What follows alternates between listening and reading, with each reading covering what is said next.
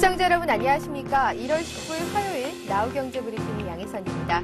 코스피 지수가 초반의 상승폭을 반납하며 현재 보합권에서 등락을 거듭하고 있습니다. 장초반 코스피 지수가 지난해 연고점을 장중 돌파하는 등 나흘째 상승세를 이어가는 듯했으나 개인과 프로그램 매물 상승세가 다소 주춤하고 있는 모습입니다. 미국 증시가 마터루킹 킹데이로 휴장한 가운데 유럽 증시가 원자재주 강세로 일제히 올랐다는 소식이 호재로 작용했습니다. 하지만 최근 상승에 따른 고점에 다다르면서 투자자들의 심리적 부담이 커지고 있는 상황입니다. 이에 따라 프로그램과 그 개인들의 차익 매물이 추대되고 있고 현재 개인은 매수로 돌아선 가운데 현재 시각 코스피 지수 0.01포인트 하락하는 1711.77을 기록하고 있고요. 코스닥 지수 1.76포인트 하락하는 551.34를 기록하고 있습니다. 먼저 수급 상황부터 살펴보도록 하겠습니다. 코스피 시장입니다. 개장 초 270억 원대까지 사들였던 외국인은 현재 104억 원으로 매수폭을 줄였습니다. 개인도 매수로 돌아섰는데요. 현재 134억 원 사들이고 있고요. 기관만이 팔고 있습니다. 기관이 39억 원가량 매도하고 있는 모습입니다. 코스닥 시장에서는 개인만이 사고 있는데요. 개인이 1,116억 원가량 사고 있는 가운데 외국인은 367억 원 팔고 있습니다. 기관도 664억 원 팔고 있는 모습입니다. 오늘은 재미있는 게 코스닥의 물량이 더 많이 이루어지고 있습니다. 선물 시장에서 외국인이 3,619개 약 팔고 있는 가운데 현재 프로그램, 차익거래, 비차익거래 모두 매도에 있고요. 총 합계 1,120억 원가량 매도하고 있는 모습입니다. 업종별 등락률 살펴보도록 하겠습니다. 오늘 대형주만이 현재 소폭 오르고 있습니다. 0.06% 오르고 있는 가운데 중형주는 현재 대형주도 하락으로 전환했습니다. 0.02% 내려가고요. 중형주 0.2% 또 내려갑니다. 소형주가 오늘 타격이 큽니다. 0.51% 하락하고 있습니다. 전기가스업이 3.33% 오르고 있는 가운데 의료정밀 1.5% 따라 올라갑니다. 건설업은 0.89% 소폭 오르고요. 기계도 0.86% 따라갑니다. 유통업도 0.8%가량 상승하고 있는 가운데 은행업종이 0.5%, 의약품 0.2%가량 오르고 있습니다. 하락하는 종목들 살펴보도록 하겠습니다. 철강금속이 0.39% 밀리고 있고요. 증권업종 0.47% 밀립니다. 운소창고도 0.3% 내려가고 있는 가운데 비금속도 0.29% 조정받습니다. 현재 코스피 1포인트 상승하고 있고요. 코스닥은 1.65포인트 조정받고 있습니다. 업종 시가총액 상위 종목군들 살펴보도록 하겠습니다. 시가총액 상위 종목군들 일제히 상승세로 거래를 시작했는데요. 현재는 혼조세를 이루고 있습니다. 삼성전자가 0.95% 조정받습니다. 장 초반에 85만 원을 돌파하며 사상 최고가를 경신했는데요. 현재는 83만 4천 원 기록합니다. 포스코 0.5% 밀리고요. 한국전력이 오늘 4.08% 오릅니다. 전날에 이어서 이틀 연속 4%대의 강세를 보여주고 있습니다. 가치주로 분류되는 한국전력이 이틀 연속 4% 강세를 보이는 것은 극히 이례적인 일인데요. 증권가에선 겨울철 전기 사용량 증가와 또 원자력 발전소 추가 수주 가능성, 또 원재료비 감소 및 국제 회계 기준 도입 등 최근 강세의 배경으로 보이고 있습니다. 현대차는 2.78% 밀리고 있는 가운데 KB금융 1.25% 올라갑니다. 신한기주와 현대중공업 나란히 0.6% 오르고 있고요. LG전자 오늘 1.3% 상승하고 있습니다. LG화학 조정받습니다. 1.92% 내려가고요. 하이닉스도 오늘 조정받습니다. 0.77% 내려갑니다. 현대모비스도 1.62%, 1.3% 조정받고 있는 가운데 SK텔레콤이 조금 선방합니다. 0.28% 올라갑니다. 우리금융도 1.61% 오르고 있고요. LG 오늘 1.3% 지금 현재 올라갑니다. SK에너지는 2.92% 밀리고 있는 가운데 두산중공업과 삼성물산이 모두 2%대 나란히 상승하고 있습니다. 신세계 오늘 대형 유통주 1.53% 올립니다. 반면에 롯데쇼핑은 2.38% 하락하는데요. 이 대형 유통주들 오늘 롯데쇼핑 연일 하락하는 모습입니다. 현대건설이 2% 상승하고 있는 가운데 현대제철은 2.16% 오르고 있습니다. 기업은행도 1.73% 오르고요. 하나금융주도 1.85% 상승하고 있습니다. 코스닥 시장도 한번 살펴보도록 하겠습니다. 오늘 서울반도체가 급락합니다. 6.09% 하락하고 있습니다. 외국계 증권사 창구를 통한 매수세에 급락하고 있다는 소식입니다. 셀트리온이 2.2%, 2.06% 오르고 있는 가운데 SK브로드밴드 오늘 1.12% 상승합니다. 다음에 오늘 크게 조정받습니다. 3.25% 밀리고요. 소디프신 소재도 1.6%가량 밀립니다. 성광밴드도 2.74% 현재 2.9% 내려가고 있는 가운데 태광도 1.72% 조정받고요. 오늘 네오이즈 게임즈도 1.93% 내려갑니다. 포스데이터가 9.39%나 급등합니다. 합병에 대한 기대감으로 연일 상승세를 타는 포스데이터. 오는 22일이죠. 이 포스콘과의 합병을 하고 통합법인인 포스코 ICT 설립을 앞두고 있습니다. SK컴즈 오늘 3.43% 조정받고 받고 있는 가운데 차바이오에는 오늘 7.86%로 급락하고 있습니다. 반면 네오세미테크는 4% 오르고요. 주성 엔지니어링도 2.7% 올라갑니다. KDC도 9.69%로 급등하고 있는 가운데 평산과 GS홈쇼핑 오늘 1.2%, 1.7%대 상승합니다. LCD스택도 2.05% 오르고 있고요. 현진소재 오늘 5.31% 올라갑니다.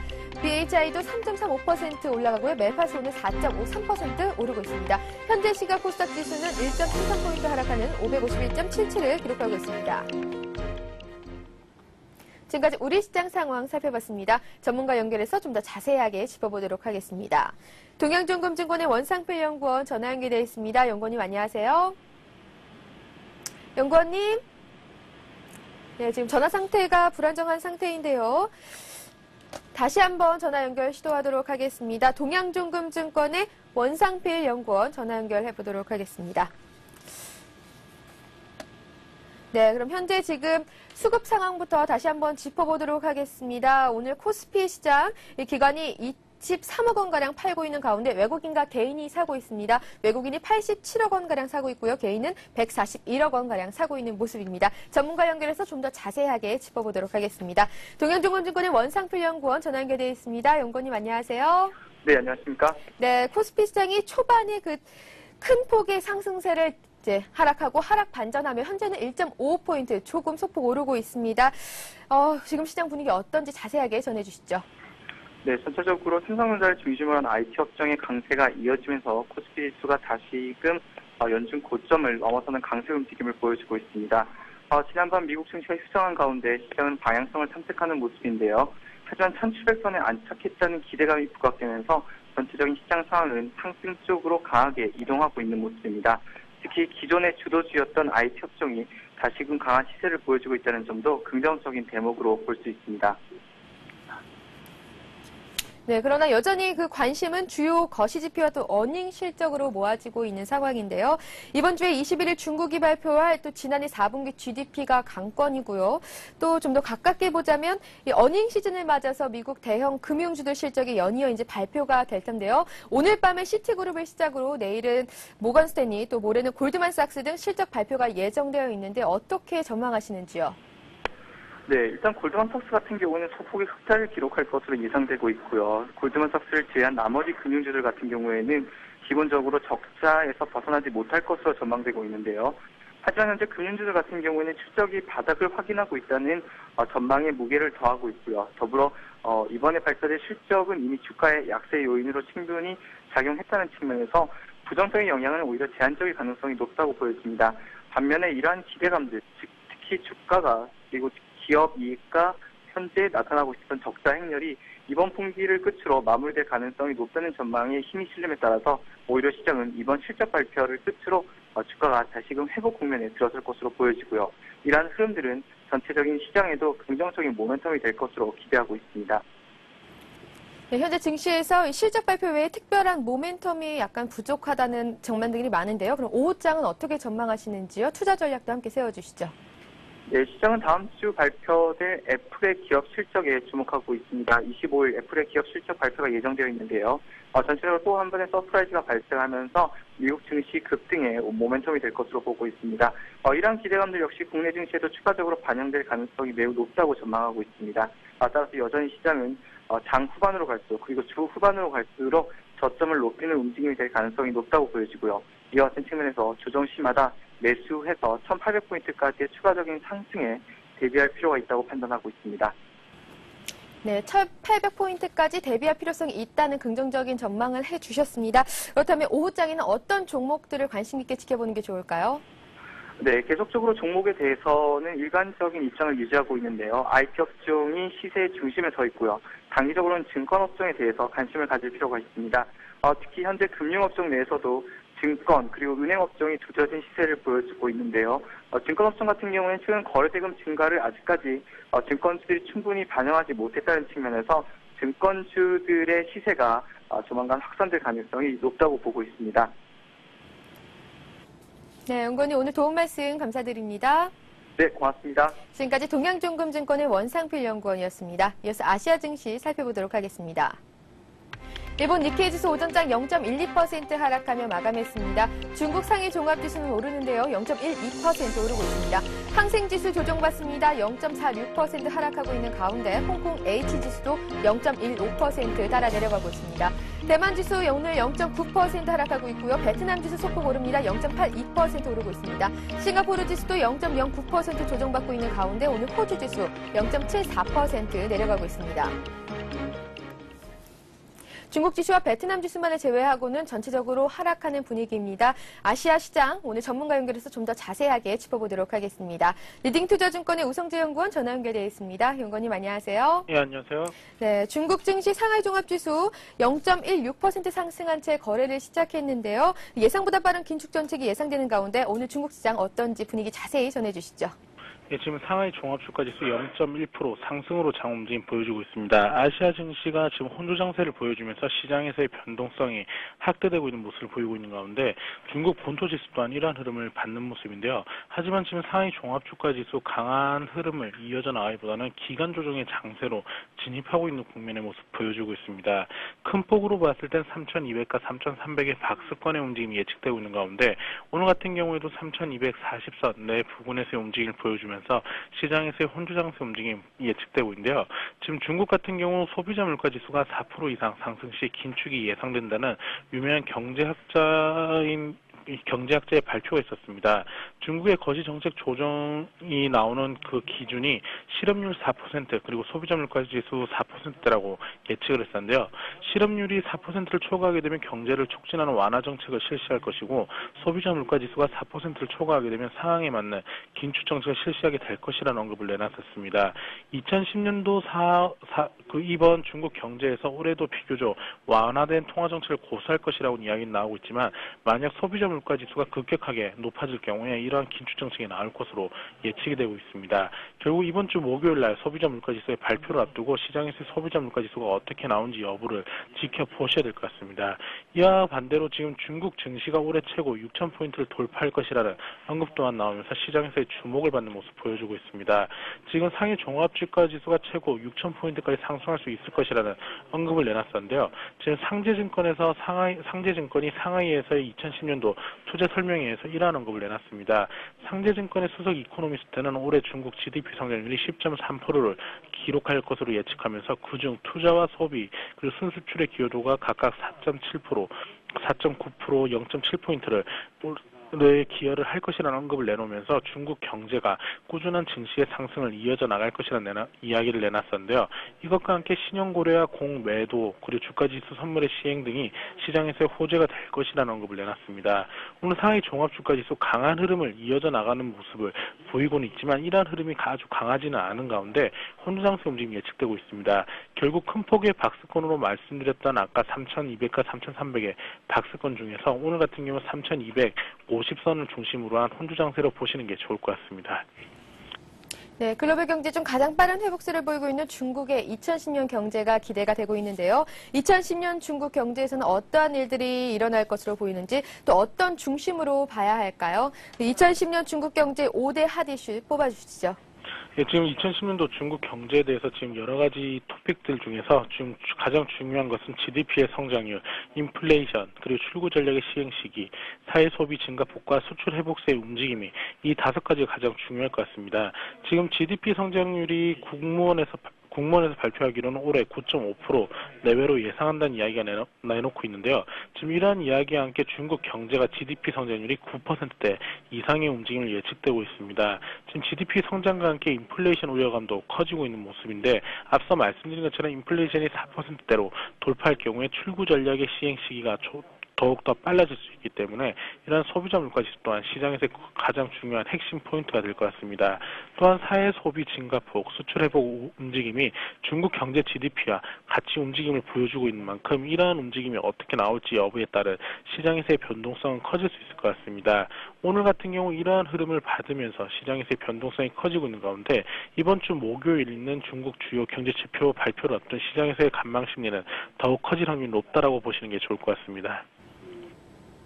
네, 일본 증시도 한번 살펴보도록 하겠습니다. 일본 증시 금융과 또 자동차주의 약세에 따라서 혼조 장세를 펼치다가요, 약세 마감을 했습니다. 일본 오전장의 정리와 함께 오후장 전망도 전해주시죠. 예, 일본 니케이 지수 오전장 0.12% 하락한 1841.67포인트에 장 마감했습니다. 미 증시의 오늘 실적 발표가 있는 시티그룹, IBM의 실적 발표를 앞둔 시장에서의 관망 심리는 더욱 커지고 있는 가운데 지난주 금요일날 JP모건 실적 발표 이후 지금 일본 니케이 지수 어제 오늘 금융주들의 약세가 눈에 띄는 모습을 보여주고 있습니다. 하지만 일본 경제에 대해서 일본은행이 어제 발표했던 경기 판단에 대해서 3개월 연속 상향 수정하는 모습 보이면서 시장에서 일본 경제에 대한 기대감은 더욱 커지고 있다고 보시면 좋을 것 같습니다. 이와 반면 지금 정치적 불확실성이 커지면서 이러한 우려감이 시장에서 약세의 눌림목이 되고 있는 모습인데요. 결국 오늘 같은 경우에도 거래량이 좀 감소하는 모습을 보이면서 10일 이평선에 있는 1820선 내 부근에서의 지지 여부가 중요할 것 같습니다. 오전장 같은 경우에 10일 이평선 부분까지 터치를 한 이후에 낙폭을 줄이면서 0.11% 하락하는 모습을 보였는데 결국 오후장 들어서 이런 낙폭을 줄이면서 다시금 5일 이평선 위로 안착을 할 수 있을지 여부에 따라 시장의 변동성은 커질 수 있기 때문에 이러한 부분 염두하시고 접근하셔야겠습니다. 네, 연구원님 오늘 도움 말씀 감사드립니다. 네, 고맙습니다. 지금까지 리딩투자증권의 우성재 연구원이었습니다.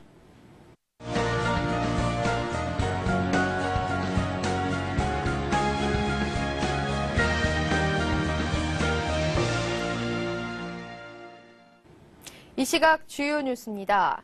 20세에서 49세 청장년 취업자가 1,500만 명 선 아래로 주저앉아 잠재 성장률에 부담을 줄 것으로 보입니다. 한국은행과 통계청, 연구기관 등에 따르면 지난해 12월 전체 취업자는 2,322만 9천 명으로 1년 전인 2008년 12월에 2,324만 5천 명보다 16,000명 감소했습니다. 반면 25세부터 49세 취업자는 1,517만 7천 명에서 1,492만 명으로 25만 7천 명이 줄어 IMF 이후 최대의 감소폭을 기록했습니다. 연간 평균 기준으로 이 연령대의 취업자는 2000년 1,400만 명대, 2005년부터는 1,500만 명대에 각각 진입했습니다. 그러나 2008년에 정점을 찍은 뒤에 작년에 다시 1,400만 명대로 후퇴했습니다.